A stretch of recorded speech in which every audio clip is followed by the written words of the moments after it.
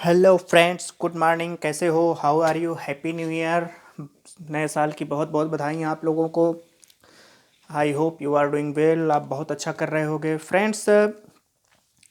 आज हम एक अलग टॉपिक पर वीडियो लेकर के आए हैं और वो टॉपिक है, बहुत सारे लड़के कंफ्यूज रहते हैं, बहुत सारे लड़के पूछते हैं कैसे पढ़ा जाए, कैसे न पढ़ा जाए, यूपीएससी की तैयारी कैसे शुरू की जाए, यूपीएससी में क्या क्या पढ़ना है, क्या क्या नहीं पढ़ना है, कैसे क्या करना है, कब एग्ज़ाम देना है, कब पेपर सॉल्व करना है, कब नहीं। पूरी टोटल एनालिसिस आज हम करेंगे। और आज का वीडियो उन सभी के लिए है, चाहे वो बिगिनर्स हों, चाहे वो मीडियम हो, चाहे वो फास्टर हों। फास्टर का मतलब चाहे वो एग्ज़ाम देने के लिए बैठ रहे हों, चाहे वो एग्ज़ाम की तैयारी कर रहे हों, और बिगिनर्स का मतलब चाहे वो एग्ज़ाम शुरू करने वाले हों। तो आइए बिना किसी देरी के हम लोग स्टार्ट करते हैं। जैसा कि हम यहाँ पर लिखे हैं कि यूपीएससी का मतलब क्या होता है, सबसे पहले यही जान लीजिए। यूपीएससी फ्रेंड्स होता है union public service of commission, अर्थात संघ लोक सेवा आयोग। भारतीय संविधान में अनुच्छेद 310 के तहत विधिवत, 315 के तहत विधिवत इसकी व्याख्या की गई है। और यह भारत सरकार की सर्वोच्च ऐसी संस्था है, संवैधानिक संस्था है, जो पूरे वर्ष भर ग्रुप ए की तमाम परीक्षाओं का आयोजन और संचालन कराता है। चाहे वो आईएएस हो, आईएएस का एग्ज़ाम होता है इंडियन एडमिनिस्ट्रेटिव सर्विस, आईएएस से ही आईपीएस और आईएफएस बनते हैं। आईएएस का मतलब होता है इंडियन एडमिनिस्ट्रेटिव सर्विस, भारतीय प्रशासनिक सेवा। आईपीएस का मतलब होता है इंडियन पुलिस सर्विस, भारतीय पुलिस सेवा। आईएफएस का मतलब होता है इंडियन फॉरेन सर्विस, अर्थात भारतीय विदेश सेवा। तो इन्हीं एग्जाम्स के तौर पर ये रैंक निर्धारित की जाती है। इसके अलावा अन्य 24 प्रकार की सर्विसेज होती हैं। इंडियन रेवेन्यू सर्विस, भारतीय राजस्व सेवा, इंडियन रेलवे सर्विस, भारतीय रेलवे सेवा, इंडियन पोस्टल सर्विस, भारतीय डाक सेवा। विभिन्न प्रकार की जितनी भी इस तरीके से भारत की सर्वोच्च सेवाएं होती हैं, यूपीएससी उन सब का एग्जाम्स कराता है। केवल एक ही आईएएस, आप समझिए, केवल आईएएस का एग्जाम कराता है। यूपीएससी का यही कार्य होता है कि वो साल भर प्रतिवर्ष एग्जाम कराता है। एग्जाम कराने के बाद उसको फाइनल करके भारत सरकार को चयनित अभ्यर्थियों को सौंप देता है और अपनी वार्षिक रिपोर्ट राष्ट्रपति के सम्मुख रखता है। उसका उसका पूरा कार्यकलाप, क्रियाकलाप क्या है क्या नहीं है, पूरा वो रखता है। अब जैसे है कि सबसे बड़ा प्रश्न होता है कि अब तो आपने पूरा एक यूपीएससी का खाका समझ लिया, यूपीएससी क्या है, क्या करता है, क्या नहीं करता है। अब हम आते हैं कि यूपीएससी जो उत्तर भारत या पूरे भारत में एक अपनी अलग पहचान है आईएएस को लेकर के, उसका एग्ज़ाम कैसे होता है, क्या सिलेबस है, क्या नहीं है, क्या पढ़ना है, क्या नहीं पढ़ना है, वो तो एक ये खाका है। अभी हम बताते हैं कि कैसे शुरू किया जाए। ठीक है, कैसे शुरू किया जाए। देखो फ्रेंड्स, होता क्या है, मैं उन बच्चों के लिए बता रहा हूँ, उन सभी गार्जियन के लिए बता रहा हूँ जो क्लास 12th में पढ़ते हैं, हाई स्कूल में पढ़ते हैं, 11th में पढ़ते हैं। तो होता क्या है कि जैसे आईएएस का रिजल्ट आता है तो हर घर में एक उत्साह आ जाता है। चाहे उनके घर का कोई बच्चा आईएएस दे रहा हो, अगर वो आईएएस पढ़ रहा है, उनके घर में न्यूज़ आता है तो एक अलग उत्साह आ जाता है कि हम भी अपने लड़के को आईएएस बनाएंगे। तो आईएएस, जैसा कि लोग कह देते हैं हम अपने लड़के को आईएएस बनाएंगे, मुंह से निकलना बहुत आसान है, लेकिन वहाँ तक पहुँचना बहुत टेढ़ी खीर होता है। लेकिन असंभव कुछ भी नहीं है। तो उन तमाम गार्जियंस के लिए मैं कहना चाहता हूँ, रिक्वेस्ट कि अपने लड़के का भविष्य आईएएस के चक्कर में बर्बाद न करें। अगर वो क्लास 11th या क्लास 12th या हाई स्कूल या उससे नीचे की कक्षाओं में पढ़ रहा है तो उसे उसी कक्षा में विधिवत पढ़ाएं, अर्थात उस कक्षा के विषय में जितने सब्जेक्ट हैं, उस कक्षा में जिस क्लास में वो पढ़ रहा है जितने सब्जेक्ट हैं उसको बेहतरीन ढंग से तैयार करवाएं, एनालिटिकल दृष्टि विकसित करें। तो क्लास 12th तक के लड़कों के लिए आईएएस की तैयारी में बैठना कोई भी मतलब नहीं होता है। हम लोग जब कोचिंग कर रहे थे, आज से करीब 10 साल पहले की बात है, तो एक कक्षा 12 का लड़का हम लोगों के साथ आके बैठा था। तो उससे टीचर ने पूछा कि बेटा तुम क्या करना चाहते हो, कहा कि आईएएस बनना चाहते हैं। और वो किस क्लास में पढ़ता था, सर ने पूछा किस क्लास में पढ़ते हो, तो बताया सर अभी 12th में एडमिशन लिया है। तो सर ने निकाल दिया क्लास से, कहा बेटा अभी 12th कंप्लीट कर लो, इसके बाद आना। तो 12th में ना तो लड़के में कोई एनालिटिकल व्यू डेवलप हो पाता है, ना तो अंडरस्टैंडिंग डेवलप हो पाती है, कुछ भी डेवलप नहीं हो पाता है। वह केवल उन्हीं विषयों में थोड़ा बहुत अच्छे से सीख पाता है जिस क्लास में वो पढ़ता है। इसके सिवाय तो क्लास 12 में तैयारी करने का कोई भी मतलब नहीं है। इसलिए क्लास 12 में अगर लड़का पढ़ रहा है, आप सोचिए, लेकिन क्लास 12 में आप जिस सब्जेक्ट को पढ़ रहे हैं उसको ध्यानपूर्वक बहुत मेहनत से पढ़िए। इसके बाद आते हैं ग्रेजुएशन में। ग्रेजुएशन में लड़का क्या होता है, जब बीए फर्स्ट ईयर में पहुंचता है, ठीक है, बीए फर्स्ट ईयर में यही इंटर क्रॉस करके आते हैं। जब बीए फर्स्ट ईयर में पहुंच गए तो एक अलग उत्साह रहता है, कॉलेजियन स्टूडेंट हो गए तो फर्स्ट ईयर पूरा समझने में ही व्यतीत हो जाता है, क्या है आए गए 50-52% लेकर के आगे, कोई मतलब उसका नहीं होता है। तो फर्स्ट ईयर में अगर लड़का सिंसियर है तो फर्स्ट ईयर से शुरू होना चाहिए। आइए सबसे पहले हम ये समझ लेते हैं कि यूपीएससी है क्या। अभी तक हमने बताया कि यूपीएससी का खाका बताया, बिगिनर्स के बारे में बताया कि क्लास 12th के लड़कों को क्यों नहीं शुरू करना चाहिए। देखो फ्रेंड्स, यूपीएससी किसी सब्जेक्ट से बंधा नहीं होता है, कन्फर्म जान लीजिए। यूपीएससी किसी भी सब्जेक्ट से बंधा हुआ एग्जाम नहीं है। उसको किसी सब्जेक्ट के दायरे में आप नहीं रखते हो। वो जो सब्जेक्ट आपसे पूछ रहा है उसका केवल एक मकसद है कि आपके अंदर कितना चिंतन है, कितना बोध है, कितना आप चीज़ों की अंडरस्टैंडिंग करते हैं, उसके प्रति आपका दृष्टिकोण क्या है, नज़रिया क्या है, एनालिटिकल व्यू क्या है, चीज़ों को आप एनालिसिस कैसे करते हैं।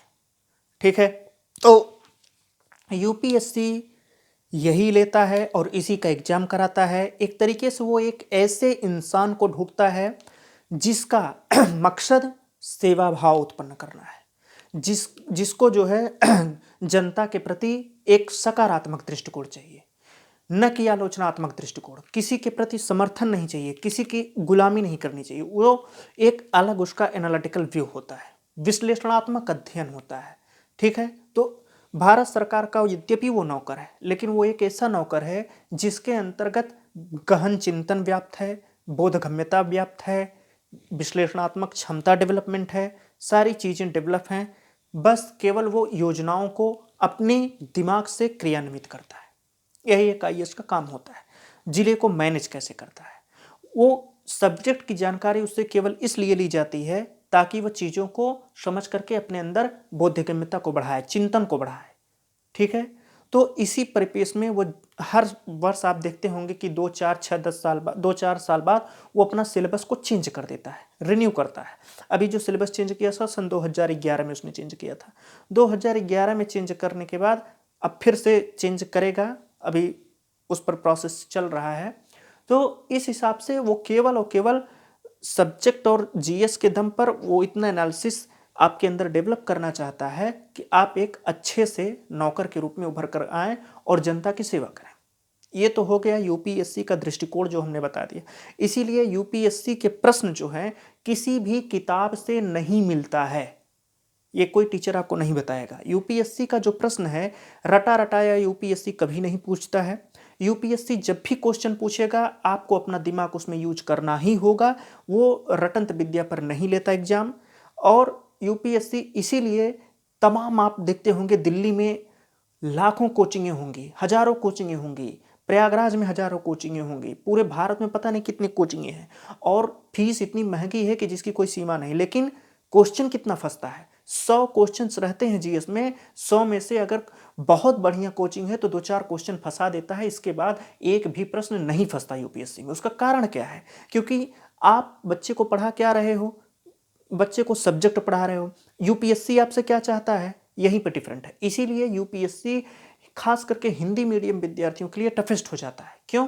क्योंकि यूपीएससी आपसे वो चाहता है जो वो एग्जाम के तौर पर ले रहा है, जो वो एनालिटिकल व्यू डेवलप करने के लिए आपसे एग्जाम लिया है, जो वो एक बोधगम्यता डेवलप करने के लिए आपसे एग्जाम ले रहा है, वो चाहता है। आप क्या पढ़ करके आए हो? आप सब्जेक्ट पढ़ करके जा रहे हो।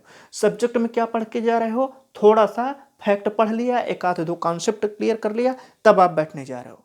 इसीलिए यूपीएससी में मैक्सिमम लड़कों का सिलेक्शन नहीं होता है। जिस व्यक्ति के अंदर एनालिटिकल व्यू, एक कॉन्फिडेंस, एक बोधगम्यता अवसर एक स्तर होना चाहिए, समझ की अंडरस्टैंडिंग होना चाहिए, विश्लेषणात्मक क्षमता का अध्ययन होना चाहिए, वही लड़का यूपीएससी क्वालिफाई कर पाता है। अन्यथा यूपीएससी में कूदने का कोई भी मतलब नहीं है।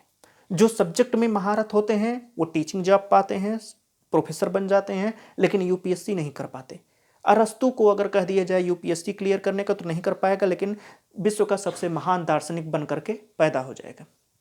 तो इसलिए यूपीएससी क्या है वो हमने बताया। यूपीएससी क्या है? एक समग्र विश्लेषणात्मक अध्ययन, परीक्षात्मक अध्ययन, बोधगम्यता का अध्ययन, ठीक है। एक पूर्ण विकसित मानव, जो एक ऐसा मानव है कि जो किसी के प्रति जी हजूरी या गुलामी नहीं करता है। और इसके अलावा अब हम आपको बताएंगे कि यूपीएससी, अभी तक आपने देखा कि यूपीएससी क्या है, एग्जाम कैसे लेता है, साल भर में वो हमने सब कुछ क्लियर किया। किसको शुरू करना चाहिए, हमने ये बताया कि कक्षा 12 में अगर विद्यार्थी पढ़ रहा है तो उसका कोई मतलब नहीं है यूपीएससी में कूदने का। ग्रेजुएशन में बीए फर्स्ट ईयर में, अगर अब हम यहाँ पे आते हैं, ग्रेजुएशन में अगर लड़का बीए फर्स्ट ईयर में पढ़ रहा है, ठीक है, तो तब वो अगर सीरियसली है यूपीएससी के प्रति, तो चूंकि ग्रेजुएशन में लड़का हल्के फुल्के में निकल जाता है, तब वो शुरू कर सकता है। और शुरू कैसे कर सकता है वो हम आपको बताएंगे। देखो फ्रेंड्स, हर एक सब्जेक्ट का, ठीक है, पहले हम ये देख लेते हैं कि यूपीएससी जो है कैसे पेपर लेता है। यूपीएससी जो एग्ज़ाम कराता है, कैलेंडर आ गया होगा, जून में उसका एग्ज़ाम होगा। प्रीलिम्स कराता है, प्रीलिम्स के बाद जिसका प्रीलिम्स क्वालिफाई होता है मेंस कराता है, मेंस के बाद वो इंटरव्यू कराता है। 3 तरीके की, जो 3 स्तरीय परीक्षाएं लेता है यूपीएससी। कौन कौन सी? प्री, मेंस और इंटरव्यू। प्री में क्या होता है? 2 पेपर्स होते हैं प्रीलिम्स में। फर्स्ट पेपर जीएस का होता है जिसमें 100 क्वेश्चंस रहते हैं, 200 नंबर का होता है। और सेकंड पेपर में सीसेट रहता है जो 80 क्वेश्चन का रहता है, प्रत्येक प्रश्न 2.5 नंबर का रहता है और 200 मार्क्स होते हैं। तो प्रीलिम्स का जो होता है टोटल 400 नंबर का होता है। अब हम देखते हैं कि जीएस में क्या क्या पूछता है। 100 क्वेश्चंस वो किस किस हिसाब से पूछता है, इसको देखते हैं। 100 क्वेश्चन में सबसे पहले आपकी इंडियन हिस्ट्री आ जाती है और वर्ल्ड हिस्ट्री भी रहती है। इंडियन हिस्ट्री में ancient history, medieval history, modern history. पहले ही आप ये देख लीजिए को पूछता क्या है आपसे। History, ancient, medieval, modern. Polity, polity में पूरी पोलिटी आपकी रहती है, भारतीय संविधान, अनुच्छेद वगैरह वगैरह। जियोग्राफी में इंडियन और वर्ल्ड जियोग्राफी रहता है, भारत का भूगोल, विश्व का भूगोल। इकोनॉमी में पूरी भारतीय अर्थव्यवस्था रहती है, इकोनॉमी के कॉन्सेप्चुअल फैक्ट्स रहते हैं, कॉन्सेप्ट रहते हैं। इन्वायरमेंट में पूरा का पूरा इन्वायरमेंट रहता है, लगभग 20 से 25 चैप्टर्स रहते हैं। कल्चर में पूरा पूरा भारतीय इतिहास एवं संस्कृति, कला, ये सब आ जाता है।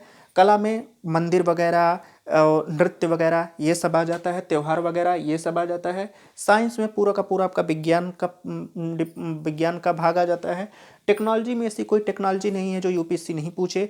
Space technology, nano technology, missile technology, हथियार टेक्नोलॉजी, जितनी भी तरीके की, कंप्यूटर टेक्नोलॉजी, इंटरनेट टेक्नोलॉजी, जितनी भी टेक्नोलॉजी होती हैं, बायोटेक्नोलॉजी वगैरह, सब की सब टेक्नोलॉजी यूपीएससी पूछता है, प्रीलिम्स में भी, मेंस में भी। एग्रीकल्चर में जीएस के स्तर पर एग्रीकल्चर पूछता है, एग्रीकल्चर का वर्क क्या है, एग्रीकल्चर के पार्ट क्या है, एग्रीकल्चर से क्या क्या है। कुछ फलों के नाम पूछेगा, कुछ सब्जियों के नाम पूछेगा, वो सब्जी किस डिपार्ट से संबंधित है, भारत सरकार के कृषि की योजनाएं पूछेगा, कृषि से संबंधित वर्क पूछता है, ये सब पूछता है। अदर्स में इन सब के अलावा कुछ उसके स्पेशल पार्ट्स रहते हैं जो भारत सरकार की किताब में रहते हैं, योजना वगैरह में, वो पूछता है।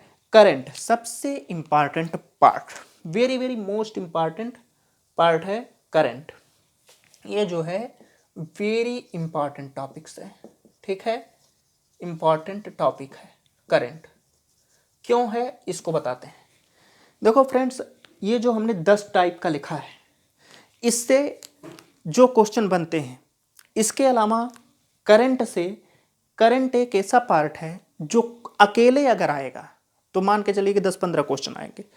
और यूपीएससी का पूछने का तरीका इस तरीके से होता है कि करंट को सारे सब्जेक्टों से वो जोड़ देता है। अगर हिस्ट्री पूछेगा, जैसे हिस्ट्री में वो ऐसे प्रश्न आपसे पूछेगा कि आपको लगेगा कि हमने सब्जेक्ट को पढ़ रखा है, हिस्ट्री हमसे गलत नहीं होगा, एनसीईआरटी हमने पढ़ रखा है, बिपिन चंद्रा पढ़ रखा है, सतीश चंद्रा पढ़ रखा है, वगैरह वगैरह पढ़ रखा है। लेकिन इतिहास में वो ऐसे स्थान से पूछेगा जैसे कल पेपर है, 10 दिन पहले कहीं पुरातत्व में खुदाई हुई तो वो पूछ लेगा। और वो पुरातत्व कहाँ पर है, जैसे तमिलनाडु है, तमिलनाडु उठा लेगा। आपको लगेगा कि यार ये तो इतिहास का क्वेश्चन, लेकिन सब्जेक्ट को मिलेगा नहीं। क्यों? क्योंकि वो करंट है।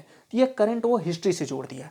करंट का टॉपिक वो ज्योग्राफी से जोड़ देगा। कहीं विश्व में ज्वालामुखी आया तो वो स्थान का नाम पूछ लेगा, ज्वालामुखी कौन सा प्रकार है, ज्वालामुखी का प्रकार पूछ लेगा, ये सब्जेक्ट का टाइप हो गया। तो इस हिसाब से ज्योग्राफी से, पॉलिटी में भी विश्व की कोई व्यवस्था अगर परिवर्तित होती है, राजतंत्र है, लोकतंत्र है, कैसे चेंज हुआ, कहाँ, तो ये पूछ लेगा। उसका हर पूछने का जो तरीका होता है फ्रेंड्स, करंट प्लस कॉन्सेप्ट, इतना याद रख लीजिएगा। तभी यूपीएससी में सब सब्जेक्ट हो सकते हैं, करंट प्लस कॉन्सेप्ट, ठीक है, प्लस फैक्ट, ठीक है। ये 3 आपसे पूछेगा। पहला प्रश्न के स्तर पे मैं बता रहा हूं, करंट जो 4 विकल्प होते हैं, एक उसमें करंट रहेगा, दूसरा कॉन्सेप्ट रहेगा, तीसरा फैक्ट रहेगा। इन्हीं चारों को मिला करके वो एक प्रश्न बनाता है। इसीलिए यूपीएससी का एग्जाम बेहद टफ होता है और कोई बात नहीं है। सेकंड पेपर में हम सीसेट देखते हैं। जैसा कि आपको यहाँ पे लिखा गया है, 80 प्रश्न रहते हैं 200 नंबर के, प्रत्येक प्रश्न 2.5 नंबर के रहता है। सीसेट हिंदी माध्यम के विद्यार्थियों के लिए एक बहुत ही कड़ी चुनौती होती है। क्यों? क्योंकि मैथमेटिक्स वो उतने पढ़ते हैं जितना काम का होता है, और यूपीएससी की मैथमेटिक्स इतनी आसान नहीं होती। मैथमेटिक्स के अलावा reasoning, English, Hindi, graphical analytical, graphical भी हुआ आता है, एनालिटिकल भी हुआ आता है, माइंड, कुछ दिमाग की सवाल आते हैं, माइंड्स आपका देखा जाता है कि आपका त्वरित निर्णय क्या होगा, त्वरित रिएक्शन क्या होगा, इस तरीके के क्वेश्चन। कंप्रहेंशन हिंदी में भी रहता है, वो लंबा लंबा पेज का कंप्रहेंशन रहता है, तो ये भी पार्ट इतना आता है। अब आप सोचिए कि जिस व्यक्ति के अंदर इतने सारे सब्जेक्टों का ज्ञान हो, इसके बाद ये सब ज्ञान हो, तो उसके अंदर क्या डेवलप होगा, एनालिटिकल व्यू डेवलप होगा। इतना पढ़ने के बाद यूपीएससी का एग्जाम आप देने के कगार पर खड़े होते हैं, ठीक है, और इसी में से वो प्रश्न उठाता, इससे बाहर वो प्रश्न नहीं उठाता। क्यों? क्योंकि इतना पढ़ते पढ़ते आपके अंतर्गत एक समझ डेवलप हो जाता है। दूसरा है प्रीलिम्स के बाद मेंस। मेंस में general English, general Hindi, SA, GS first paper जो 250 नंबर का होता है, आप लोगों के पास पेपर होगा, हम हल्का सा ब्रीफ कर दे रहे हैं। History, culture, geography, social issue इत्यादि। जीएस सेकंड पेपर में पॉलिटी, आईआर, फॉरेन पॉलिसी वगैरह वगैरह। जीएस थर्ड पेपर में 250 नंबर का हर जीएस का पार्ट होता है। इकोनॉमी है, साइंस टेक्नोलॉजी है, आपदा प्रबंधन है, ये सब है। जीएस फोर्थ पेपर में एथिक्स है इत्यादि है, सत्यनिष्ठा है, मोरलिटी है, ये सब टॉपिक है मेंस में। फिर इसके बाद इंटरव्यू होता है 300 नंबर का। तो कहने का मतलब कि आपसे प्रीलिम्स में जो पढ़वा रहा है वही चीज़ मेंस में पढ़वा रहा है। फिर इसके बाद आप यहाँ पर देख रहे होगे कि निबंध वो इसीलिए कराता है कि आपकी अंडरस्टैंडिंग देखे, कि अंडरस्टैंडिंग आपकी देखना चाहता है कि आपका दृष्टिकोण क्या है, आप वाकई में सिविल सेवा में आना चाहते हो या नहीं आ चाहते हो। आप कितना भी 30 मार खा हों, कितने भी बड़े तीरंदाज हों, जिस दिन आप मेंस देते हो उसी दिन आपकी सारी हैसियत बाहर आ जाती है। क्यों? क्योंकि आप गिन चुन के कितनी किताबें पढ़ते हो, 2 या 4 किताबें मैक्सिमम यूपीएससी की तैयारी के दौरान। और आपकी कॉपी कौन जांचता है? जो 70 साल से पढ़ा रहा है और एक लाइन 1 लाख बार वो पढ़ चुका है, वो पढ़ा रहा है। तो इसलिए यूपीएससी में आप बेवकूफ़ नहीं बना सकते हो। और आपकी कॉपी जो है 6 बार आपकी कॉपी चेक होती है और 6 अलग अलग पेनों से चेक होती है। तो यूपीएससी में तिकड़मबाजी करके आप नहीं बहका सकते हो एग्जामिनर को। इसलिए इतना ध्यान रखना कि इसीलिए वो ये सब गहन अध्ययन कराता है, ताकि आपको एक डेवलप बना सके। अब आते हैं कि एनसीईआरटी में, जैसे अब यहाँ पर हमने लिखा है अनसॉल्व पेपर कब सॉल्व करें, अभी बताते हैं। यहाँ पे थे बीए फर्स्ट ईयर के जो लड़के होते हैं फ्रेंड्स, हर एक जैसे बीए फर्स्ट ईयर में तैयारी क्यों शुरू की जाए? क्योंकि बीए फर्स्ट ईयर में आपके पास पर्याप्त समय रहता है चीज़ों को समझने का, एक दृष्टिकोण डेवलप करने का। अगर लड़का अच्छी यूनिवर्सिटी में पढ़ रहा है, अगर लड़का जेएनयू में पढ़ रहा है या पंजाब यूनिवर्सिटी में पढ़ रहा है या आईआईटी में पढ़ रहा है, तो आप देखेंगे कि वो बीए फाइनल ईयर या एमए फाइनल ईयर तक जाते जाते आईएएस में शामिल हो जाता है। क्यों? क्योंकि वो कॉलेज में इतना अच्छा उसका अंडरस्टैंडिंग डेवलप हो जाता है। तो जब बीए फर्स्ट ईयर में आप आईएएस की तैयारी करना शुरू कर देते हो तो आपके पास बहुत पर्याप्त मात्रा में अवसर होता है। फिर BA second year, BA third year, यहाँ पर हम कहना चाहेंगे कि बीए फर्स्ट ईयर में आपको, BA first year, second year, third year, आपके पास 3 इयर्स का पर्याप्त समय रहता है प्रीलिम्स को तैयार करने का। प्रीलिम्स का मतलब ये नहीं कि जैसे आजकल कोचिंगों में होता है, आपको अपने अंदर की प्रवृत्तियों को निकाल करके एक अलग दृष्टिकोण डेवलप करने का बहुत पर्याप्त समय रहता है, 3 इयर्स। क्यों? क्योंकि आप यूनिवर्सिटी में पढ़ते हो, यूनिवर्सिटी की किताबें आर्ट साइड की खुद ही इतनी ज़्यादा अच्छी होती हैं, चाहे आप जिस पार्ट से हो। अब जैसे बीए फर्स्ट ईयर में लड़का पढ़ रहा है तो उसे पढ़ना क्या चाहिए बीए फर्स्ट ईयर में? सबसे पहली चीज़ कि जो हिंदी माध्यम के विद्यार्थी होते हैं वो ऐसे परिवेश से, ऐसे बैकग्राउंड से गुजरे होते हैं कि बीए फर्स्ट ईयर के पहले इंटरमीडिएट तक वो जितना पढ़े रहते हैं उसका कोई भी मीनिंग्स नहीं होता है। वो केवल एक कागजी टुकड़े की डिग्री रहती है, बाकी कुछ उनके अंदर डेवलप नहीं हो पाता है। तो बीए फर्स्ट ईयर में जो लड़का पढ़ता है, सबसे पहले अगर वो आईएएस के दृष्टिकोण में जाना चाहता है, आईएएस बनना चाहता है, उस फील्ड में जाना चाहता है, तो सबसे पहले एनसीईआरटी उठा ले। एनसीईआरटी क्यों उठा ले? पहली चीज़ की किताबें आपको मार्केट में हज़ारों मिल जाएंगी, हज़ारों दृष्टिकोण से लिखी हुई किताबें मिल जाएंगी, लेकिन एनसीईआरटी क्यों? एनसीईआरटी ही क्यों पढ़े? क्योंकि एनसीईआरटी आप देखते होंगे क्लास 6, 7, 8, 9, 10, 11, 12 तक की एनसीईआरटी रहती है। जो क्लास 6, 7 की एनसीईआरटी लिखी गई है फ्रेंड्स, बहुत ही गहन विवेचन के साथ लिखा गया है। आप एनसीईआरटी को, एक होता है पढ़ना, आपने पढ़ लिया जैसे करंट अफेयर लड़के पढ़ते हैं परीक्षा के दौरान, तो वैसे अगर आप एनसीईआरटी पढ़ेंगे तो कोई मतलब नहीं है। लेकिन जब आप एनसीईआरटी की लाइन टू लाइन, हम किसी दिन और बताएंगे एनसीईआरटी को कैसे पढ़ें, आज तो यहाँ पर दूसरा टॉपिक है। तो जब आप एनसीईआरटी लाइन टू लाइन पढ़ करके अपनी अंडरस्टैंडिंग डेवलप करते हो, उस पर चिंतन करते हो, जैसे क्लास 6 की एनसीईआरटी में है, पुरातत्व की एनसीईआरटी है कि नदियों के किनारे ही हम लोग बैठते थे, नदियों के किनारे हमारे पूर्वज बैठते थे। तो आपको यहाँ पर थिंकिंग करना चाहिए कि नदियों के किनारे एक एनालिटिकल व्यू आप कैसे डेवलप करोगे। जैसे नदियों के किनारे बैठते थे हमारे पूर्वज, तो नदियों के किनारे बैठने का उनका प्रयोजन क्या रहा होगा, वो क्यों बैठते होंगे, नदियों के किनारे बैठने का लाभ क्या होता होगा, एडवांटेज क्या होता होगा। ये एनसीईआरटी आपके अंदर एक एनालिटिकल व्यू डेवलप करता है। क्यों? क्योंकि जहाँ एनसीईआरटी का टॉपिक खत्म होता है वहाँ पर वो क्वेश्चन एनालिसिस कर देता है। आप प्रयोग करके देखिए या आप प्रश्न को बताइए, आप लोगों ने देखा भी होगा। तो एनसीईआरटी की हर किताब में यही रहता है, और एनसीईआरटी इतना डीपली लिखी गई है कि वो आपको केवल देखने में सतही आती है। होता क्या है कि लड़के पीएचडी कंप्लीट कर ले जाते हैं, यूपीएससी का उनका चांस बीत जाता है, यूपीएससी से बाहर हो जाते हैं। लेकिन अगर पूछ लिया जाए क्लास 6 से 12 तक की एनसीईआरटी एक बार भी अपने जीवन काल में उन्होंने पूरी तरीके से नहीं पढ़ा होता, और यही कारण होता है यूपीएससी के बाहर होने का। क्यों?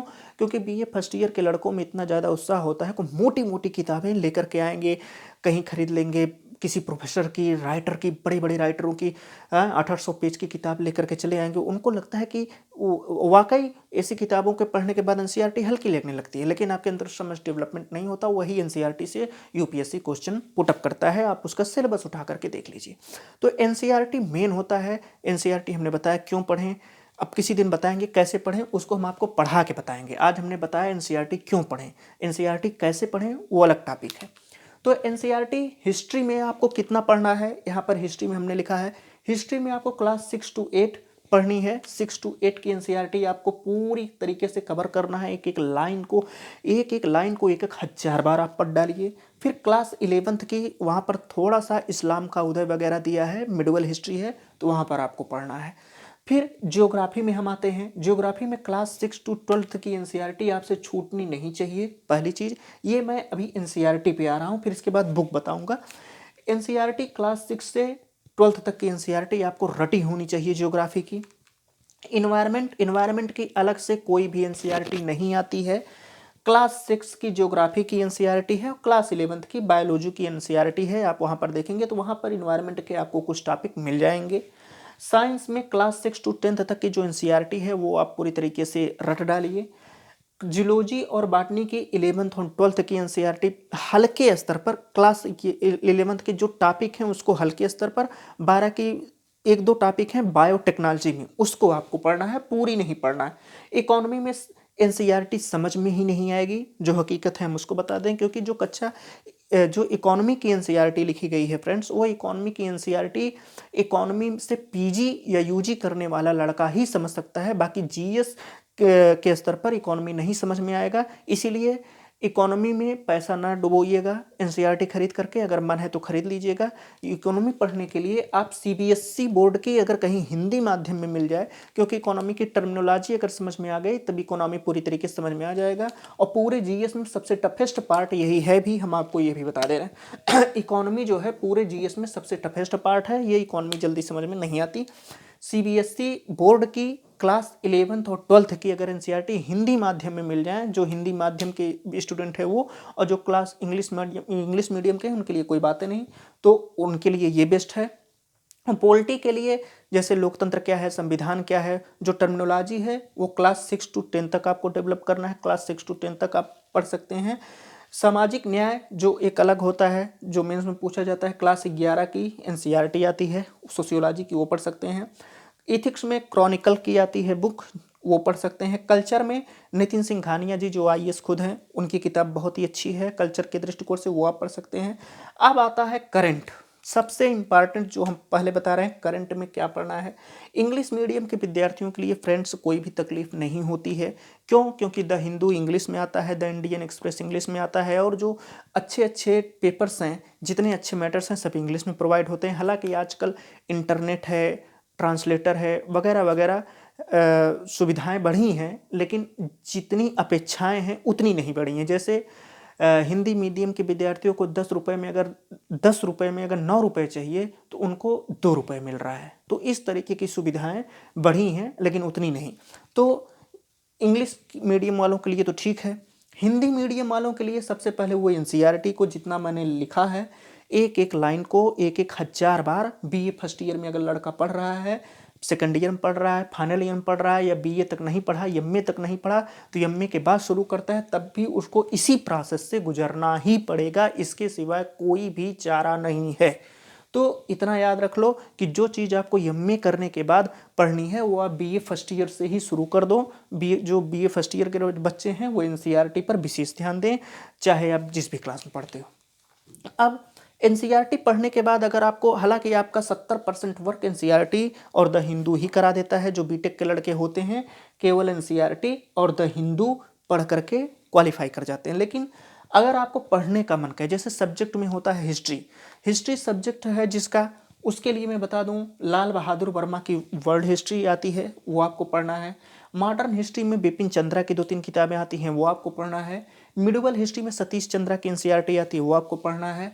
एंशिएंट हिस्ट्री में रामशरण शर्मा की एनसीईआरटी आती है, वो आपको पढ़ना है। इन 4 किताबों को आप टेक्स्ट बुक को हर हाल पे पढ़ना ही पढ़ना है, इसके सिवा कोई दो मीनिंग नहीं है। इसके अलावा हिस्ट्री में अगर आप और किताबें पढ़ना चाहते हो तो और बहुत सारी किताबें मार्केट में हैं, वो आप ले सकते हो। ज्योग्राफी में एनसीईआरटी जब आप पढ़ लें तब आप महेश बर्डवाल की किताब उठा लें, भारत का और विश्व का, इसके सिवाय और कुछ भी नहीं पढ़ना है जीएस के स्तर पर। एक इन्वायरमेंट के लिए सबसे जो इम्पॉर्टेंट है, दृष्टि द विजन आईएएस की किताब आती है इन्वायरमेंट, उससे बेस्ट पूरे मार्केट में कोई किताब नहीं है हिंदी मीडियम में। साइंस में रवि पी अग्रहरी की किताब आती है, इनका प्रकाशन की मोटी सी है, साइंस और टेक्नोलॉजी के लिए, ये विशेषकर टेक्नोलॉजी के लिए है, साइंस के लिए नहीं है। तो उसमें पूरी टेक्नोलॉजी दिया हुआ है, ये पूरी जो है टेक्नोलॉजी की किताबें हैं, टेक्नोलॉजी, ठीक है। आपको जो है बहुत दृष्टिकोण से ये किताब फायदा करेगा। रवि पी अग्रहरी जी हैं, इन्हीं की किताब लेना है, और इनसे बेस्ट मार्केट में कोई टेक्नोलॉजी की किताब नहीं है। जूलॉजी बांटने की वही है, 11-12 की एनसीईआरटी है। ये मैं आईएएस के लिए बता रहा हूँ और बाकी परीक्षाओं में भी इम्पॉर्टेंट हो सकता है। इकोनॉमी के लिए हमने बताया कि दृष्टि की अगर आपके पास इकोनॉमी हो तो वो आप पढ़ सकते हैं। रमेश चंद्र की जो मोटी वाली आती है वो आप पढ़ सकते हैं। पॉलिटी के लिए यम लक्ष्मीकांत सदाबहार सब जानते हैं। सामाजिक न्याय के लिए हमने बताया। फिर ये सब किताबें आपकी ये हो गया, कैसे आप कवर करेंगे। अब आपको ये देखना है किताब करने के बाद कि हम अनसॉल्व पेपर कैसे सॉल्व करें। होता क्या है फ्रेंड्स कि हम मोटी मोटी किताबें पढ़ते चले जाते हैं, लेकिन अनसॉल्व पेपर, जैसे मान लीजिए कि अगर बीए फर्स्ट ईयर में लड़का शुरू कर रहा है, तो जैसे ही वो एक चैप्टर को सॉल्व करता है, एक चैप्टर को पढ़ लिया, ठीक है।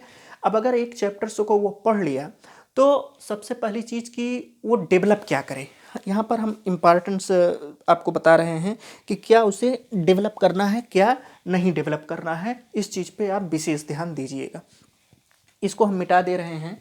अब मिटाने के बाद यहाँ पर हम लिख रहे हैं कि क्या कैसे डेवलप करना है, कैसे नहीं डेवलप करना है। ठीक है, हर सब्जेक्ट के कितने पार्ट होते हैं, कितने पार्ट नहीं हैं, ये सब हम आपको बता रहे हैं। देखो इधर, जैसे फ्रेंड्स मान लो कि अगर कोई सब्जेक्ट उसने पढ़ा, ठीक है, सब्जेक्ट पढ़ा, सब्जेक्ट्स में दो पार्ट होते हैं। एक पार्ट होता है कॉन्सेप्ट, ठीक है, कॉन्सेप्ट फर्स्ट पार्ट हो गया, कॉन्सेप्ट मतलब संकल्पना। दूसरा होता है फैक्ट्स।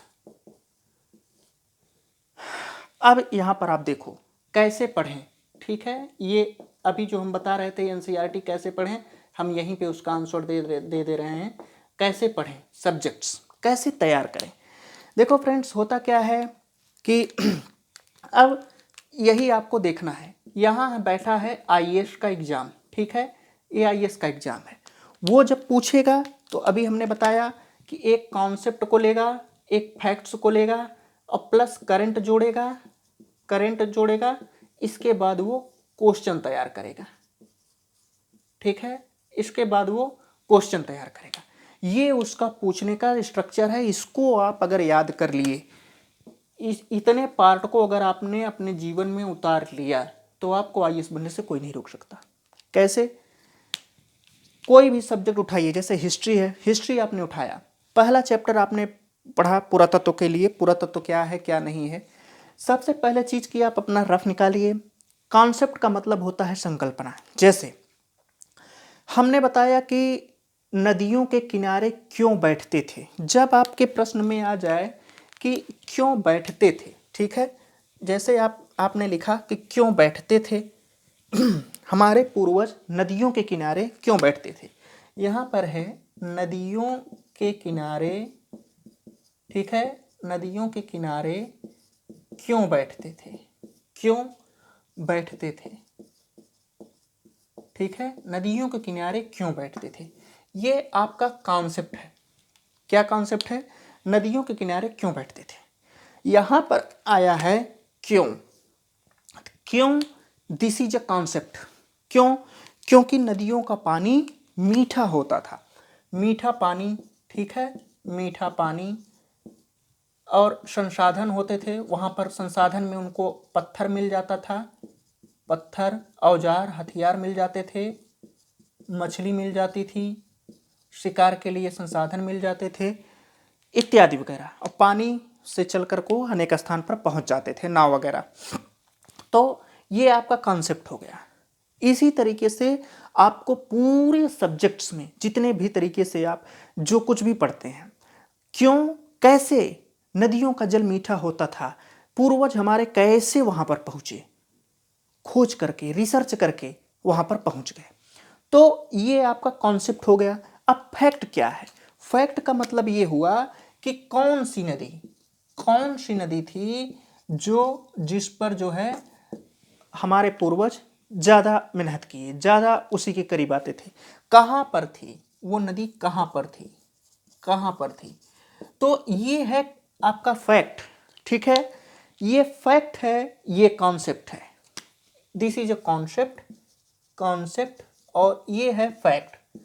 अब ये फैक्ट्स जो है, जब आपको फैक्ट पता है तब आपको कॉन्सेप्ट व्याख्या कर ले जाएंगे। तो दोनों को आपको एक साथ तैयार करना है। अब जब दोनों आप एक साथ तैयार कर लेंगे तब आप उसको करंट से जोड़िए, तब आपका एक प्रश्न तैयार होगा। इसीलिए आईएएस की तैयारी बहुत टफ होती है।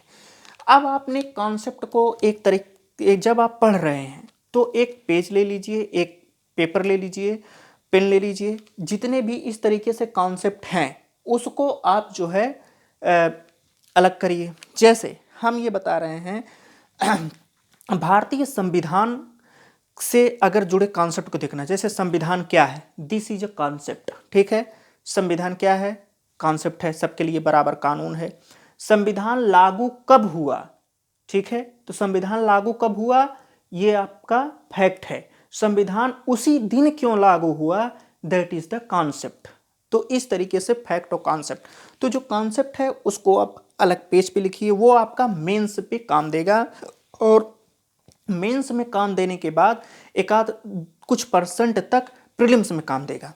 इसके बाद जो फैक्ट्स हैं वो आप स्टेट लेवल पीएससी बहुत आसान होता है, उससे निकल जाएगा। फिर आईएएस में भी वही फैक्ट्स आपसे पूछेंगे, तब आप गलत नहीं कर पाएंगे। तब आपको करंट के लिए एक दो किताबें पढ़नी पड़ेंगी, जैसे दृष्टि का आप करंट ले लीजिए, हिंदी माध्यम में है, या कोई भी करंट के स्तरीय करंट ले लीजिए, वो आपका निकाल देगा। तो इस तरीके से जब आप पढ़ेंगे, कॉन्सेप्ट और फैक्ट दोनों को साथ लेकर के, कॉन्सेप्ट आप अलग पेज पे लिखिए, इसको आप अलग पेज पे लिखिए। तो जब आप इसको अलग पेज पे लिखेंगे, तब जो है आप बहुत अच्छे से चीज़ों को कर ले जाएंगे। इसके अलावा जब जैसे फैक्ट्स आपने अलग कर लिया, कॉन्सेप्ट को आपने अलग कर लिया, अब दोनों आप तैयार कर लीजिए। हमने यहाँ पर लिखा है अनसॉल्व्ड पेपर कब सॉल्व करें। अब हम इस पे आते हैं। इतना बैकग्राउंड समझाने के बाद सबसे बड़ी चीज़ की जो बीए फर्स्ट ईयर वगैरह जो नए नए तैयारी करते हैं, उनके अंदर बहुत जोश रहता है, बहुत अत्यधिक जोश रहता है। वो क्या काम करते हैं कि एक लाइन पढ़े तुरंत बगल में अनसॉल्व्ड पेपर रख लिए। कुछ सलाहकार उनको ऐसे मिल जाएंगे कि जो कहेंगे कि आप चैप्टर को सॉल्व करते चलिए, आपका रिवाइज हो जाएगा। टोटली रॉन्ग डायरेक्शन है, गलत डायरेक्शन है। इस तरीके से पूरी ज़िंदगी सिलेक्शन नहीं होगा। आप कब जो है सॉल्व करें, अब हम इस पे बताते हैं कि इसको कब सॉल्व करें। अनसॉल्व्ड पेपर को आप जो है कब सॉल्व करें कि आपको पूरी तरीके से कंठस्थ हो जाए। जैसे अनसॉल्व्ड पेपर तभी आपको टच करना है, ला के रखे हैं, रखे रहने दीजिए, कोई दिक्कत नहीं है। हर साल दाम बढ़ता है, इसलिए अगर सस्ता मिले तो ला के 10-20 साल का 10-20 अनसॉल्व्ड पेपर रख लीजिए। जब आप एनसीईआरटी एक लाइन संकल्प लेके बैठ जाओ कि जब तक हम एक चैप्टर को 10 बार नहीं पढ़ लेंगे, तब तक अनसॉल्व्ड पेपर नहीं सॉल्व करेंगे, अनसॉल्व पेपर नहीं टच करेंगे। मेरी बात यहाँ पर बहुत ध्यान से सुनना। जो चीज़ें मैं आज बताया हूँ ये बहुत इंपॉर्टेंट है। इसके अलावा और कोई भी चारा एग्ज़ाम में सिलेक्शन के लिए नहीं होता है। चाहे आप लाख वीडियो देख डालो, लाख पढ़ाई कर डालो, करोड़ों कोचिंग कर डालो, कोई मकसद कोई मतलब नहीं होगा। आपको अनसॉल्व्ड पेपर तब और तब उठाना है जब आप एक चैप्टर को, एक किताब के एक चैप्टर को आप 10 बार पढ़ डालो, एक बार अपने से लिख डालो। इसके बाद आप टाइमर लेके बैठ जाओ, अनसॉल्व्ड पेपर लेके बैठ जाओ।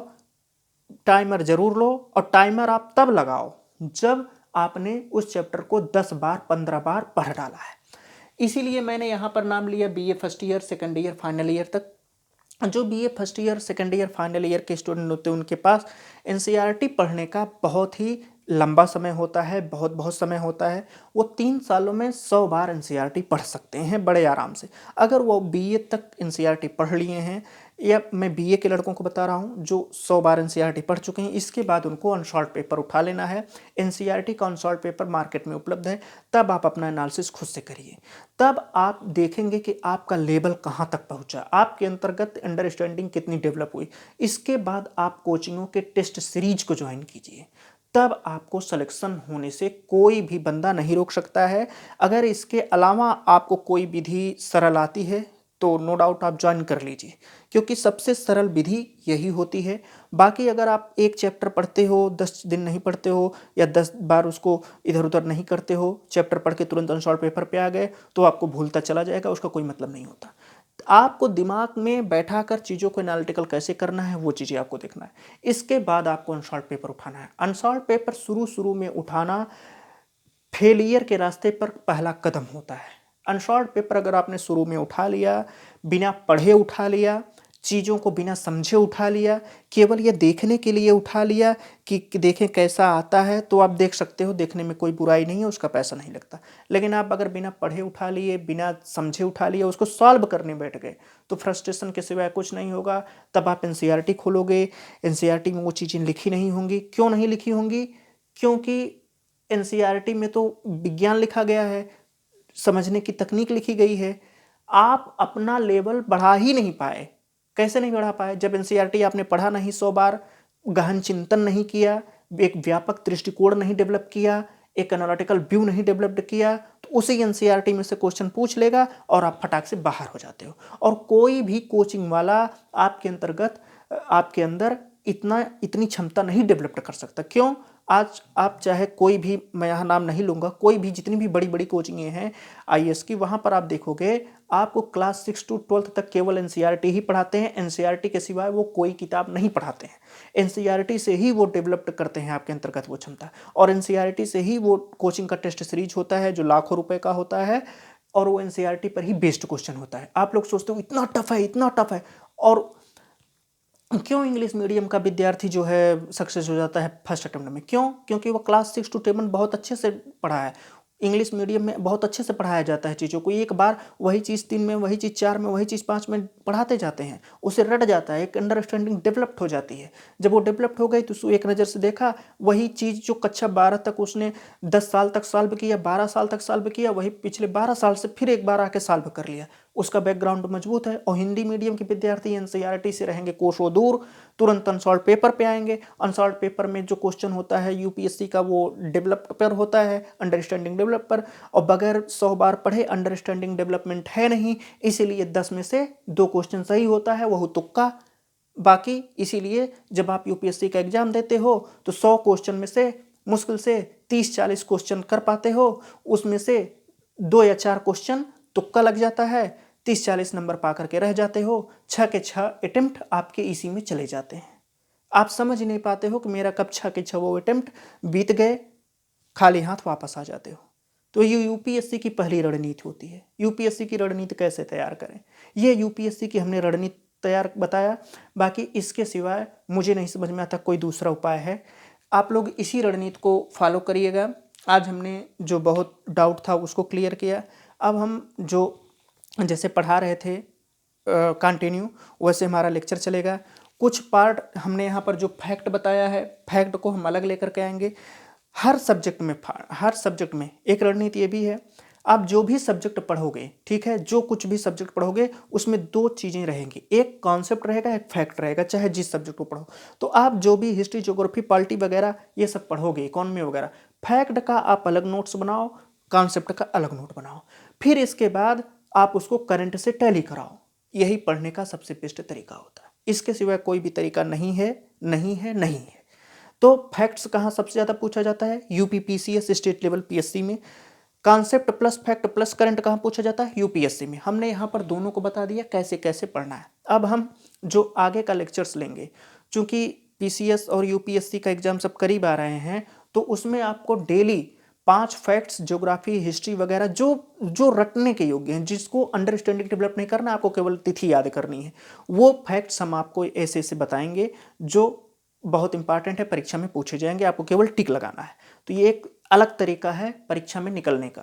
ठीक है फ्रेंड्स, तो आप लोग इसको देखिए, दिमाग में इतना माइंडसेट बना डालिएगा, और यूट्यूब पे लाखों वीडियो मिल जाएंगे, वो भी आप देख लीजिएगा, मैच करा लीजिएगा, और जितना हो सके इसको शेयर करना ना भूलिएगा फ्रेंड्स, और सब्सक्राइब करना ना भूलिएगा, क्योंकि आपके द्वारा किया गया कमेंट, किया गया सब्सक्राइब, किया गया शेयर हमारे अंदर बहुत उत्साह मोटिवेट कर देता है। तब हम और भी और जितना हमसे हो सकता है उतना अच्छे से हम और वीडियो बनाते हैं, उतने अच्छे से हम और चीज़ों को लेकर के आते हैं, नई नई चीज़ें लेकर के आते हैं। तो आपसे केवल इतना रिक्वेस्ट है कि आप लोग जितना हो सके लाइक, शेयर, सब्सक्राइब करना ना भूलिएगा, और देखिए, बार बार देखिए। इसके बाद हम लोग मिलते हैं नेक्स्ट लेक्चर पर। तब तक के लिए ए लॉट ऑफ थैंक्स।